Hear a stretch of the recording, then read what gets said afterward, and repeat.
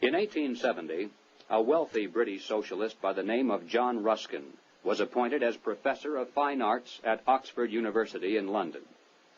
He taught his students that the state must take control of the means of production and organize them for the good of the community as a whole. But he advocated placing control of the state into the hands of a single dictator. He said, "My continual aim has been to show the eternal superiority of some men to others, sometimes even of one man to all others." Dr. Quigley tells us, Ruskin spoke to the Oxford undergraduates as members of the privileged ruling class.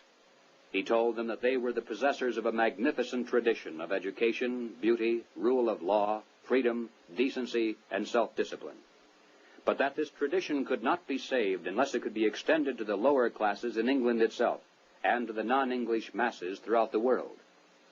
Ruskin's message had a sensational impact. His inaugural lecture was copied out in longhand by one undergraduate, Cecil Rhodes, who kept it with him for 30 years.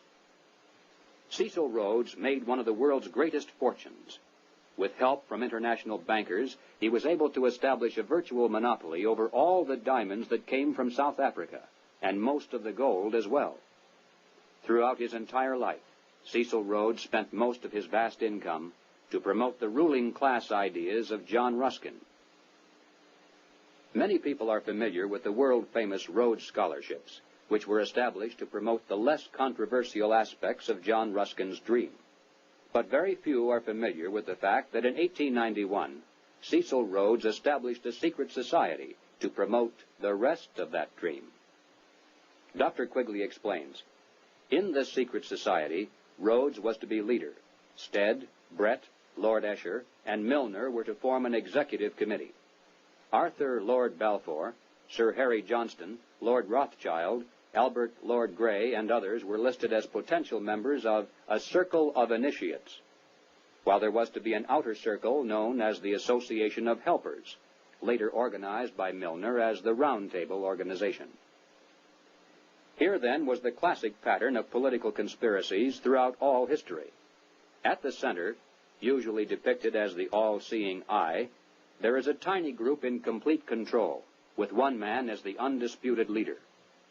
Next comes a circle of secondary leadership that for the most part is completely unaware of an inner core. They are led to believe that they are the innermost ring.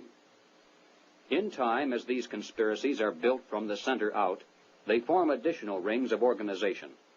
Those in the outer echelons usually are poor idealistic souls with an honest desire to improve the world.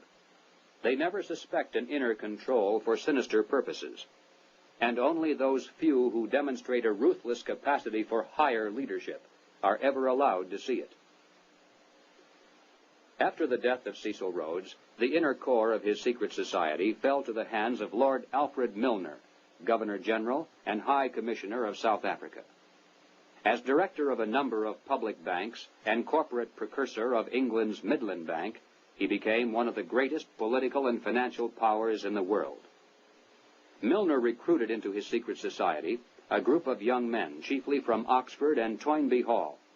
And according to Quigley, through his influence, these men were able to win influential posts in government and international finance, and became the dominant influence in British imperial and foreign affairs up to 1939.